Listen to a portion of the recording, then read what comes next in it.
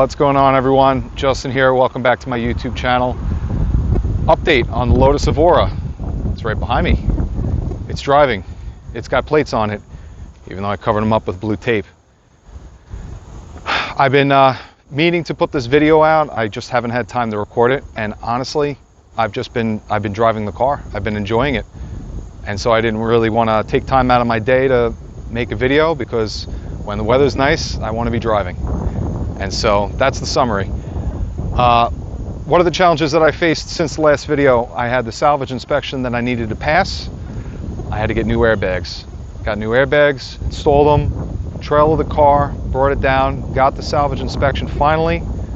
So I got the green check box there. Had to go and submit for the title. Title came in.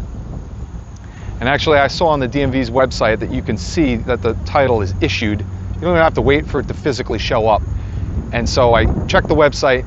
It's 2 o'clock on a Friday, and I found an appointment at 3:15 that was about an hour away at a DMV site way out west Long Island, or out east Long Island rather. So I ran home, grabbed my kids. One of them was throwing up. They were homesick, but I threw them in the car, brought them to the DMV, got the plates, put the car on the road that night. And I've been enjoying it ever since.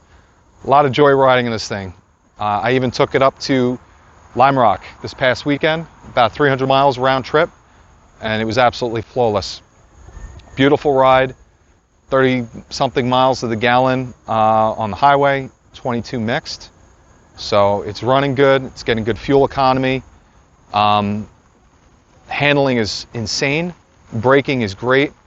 There's no real odd vibrations or anything. Steering is centered, so I can let my hand off the steering wheel and it's not moving around. There's no drifting. Brakes aren't pulling. So you can't even tell if this car was in an accident, except for the color matching on the front, which I'll point out momentarily. So here's the issues that are still lingering.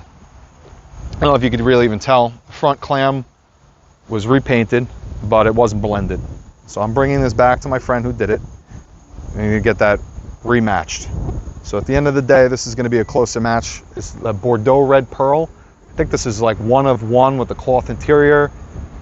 I'm not going to make a boomer plate or anything out of it, but the 1 of 1 makes it a little bit harder, I guess, to get the right mixture. Plus it's a metallic paint, and the pearl, it's you know, I'm not surprised it didn't match, but that's that.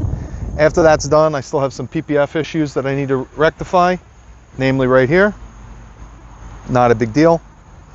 And then the body's pretty much going to be spot on. Mechanically, a lot of background noise here, but mechanically, I had to deal with the steering angle sensor. I wound up having to buy a launch tablet. The X431 Pad 5 was able to do the steering angle sensor calibration. And so centered the steering wheel, did that, and the calibration was spot on after it. That basically gave me the traction control back, ABS light shut off, cruise control worked, and I was able to use sport mode, which was most important. The AC, I'm still having this code B1422, which means it's being locked out. It's still under investigation. I got to check the charge. OBD port has some dirty contacts that I'll clean, whatever, very minor. Cruise control does work, but the buttons are, you know, a little bit dirty, the contacts. I'll clean that, not a big deal. Airbag cover I still have to fix. It's all real minor stuff. You can see I got my kid seat in there. There's a front-facing Greco Forever, and been sticking my daughters in here. They're both 3 and 6, and they love it, man. So I throw them in here, much to the wife's disapproval.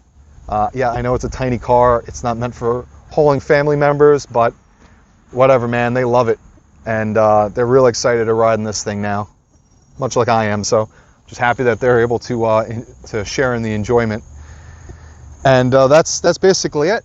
The car tracks beautifully. It is hands down the best handling car I've ever driven. I've had 150 cars. easy. And the handling of this thing is just bonkers. I know that I have the 295 width rear tires and 245s on the front. They're the GT spec, and they're the Cup 2 tires, the rubber that wraps around that as well. That's probably contributing.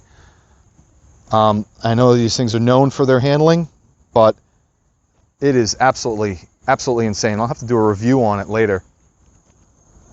But yeah, handling is bonkers. Thing looks great. The stance on it is awesome. The Capristo exhaust, I'll do a separate review on that as well. It is it's tuned, so I was actually able to use my radio to do. They use RDS, which is like the radio text, like song title text. So you actually use that for the controller, the exhaust controller, the CES3, I think is what it's called, from Capristo. But I tuned the millibar threshold for the crossover between closed and open valving for the Capristo exhaust at 250 millibar. And so that basically means I could get on the car pretty heavily, just putting around town, not a problem. Get on it pretty heavily and it just barely starts to open, doesn't really get obnoxious. Sounds really good. Got a lot of compliments on the exhaust, especially this weekend when I was driving up with a few friends. They loved it. They said it's like the most insane Toyota Camry they've ever heard, and I tend to agree. I do have the methanol kit hooked up, but there's an issue with my windshield washer low fluid sensor. I got a used one and it was not really right. There's a little thing that prevents the float from going too high, and it was broken when I got it used. That's probably what it is. It's probably hung up. So once I replace that, I'll feel comfortable using the methanol. So that's disabled for now.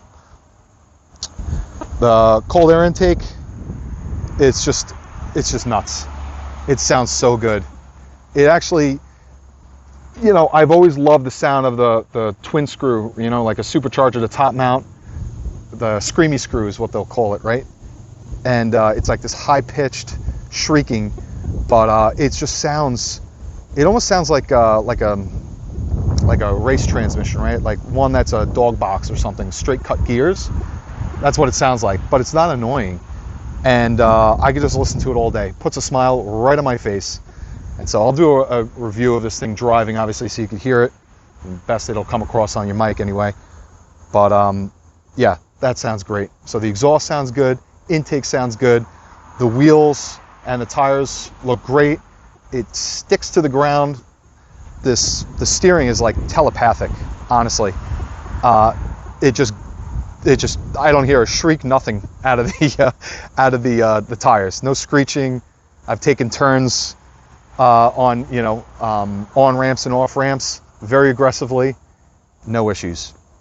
And then the sport mode, now that it's working, what a hell of a difference with the tip-in, with the throttle response.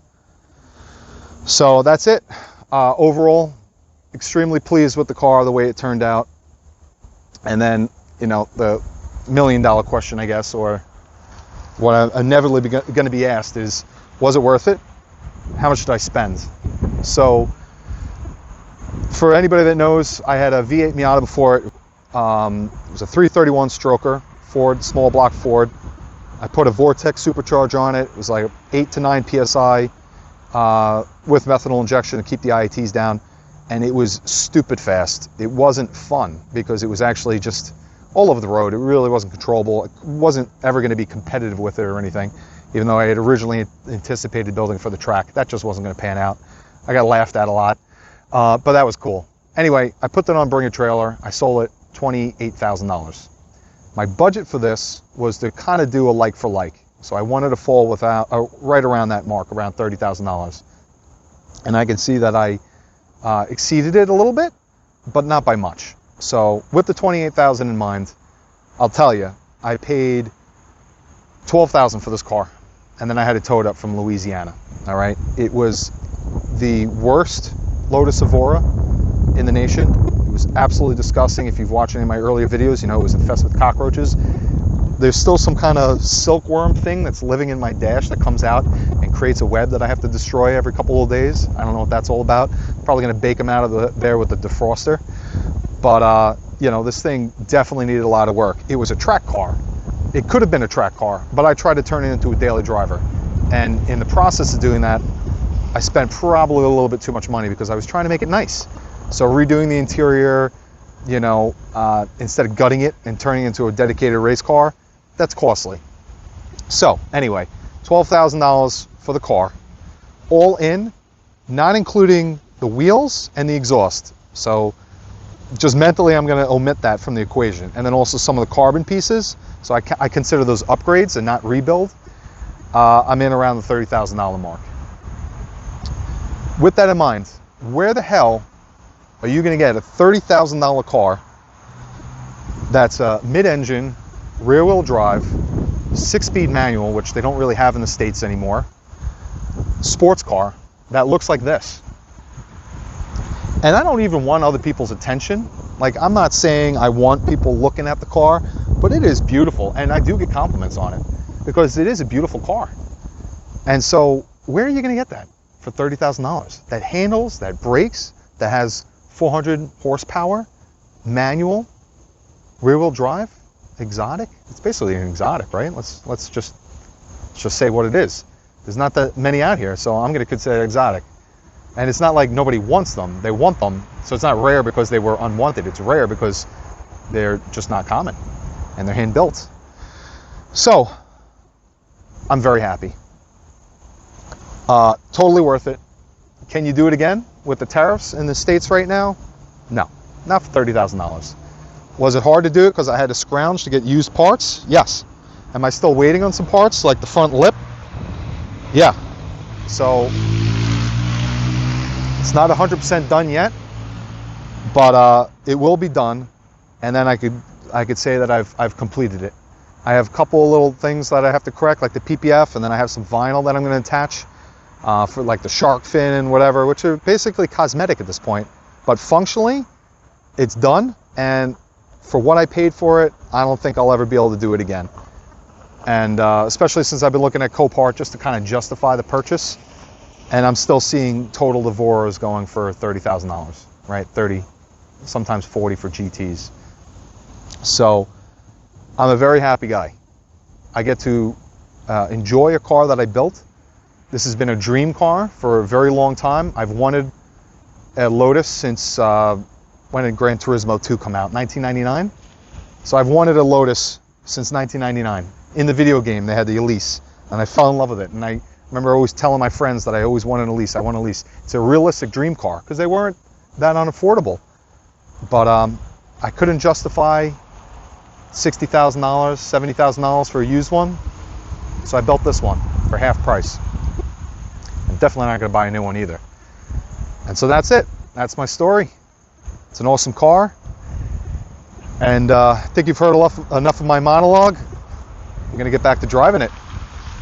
So if you like this video, subscribe. I'm going to review the exhaust next.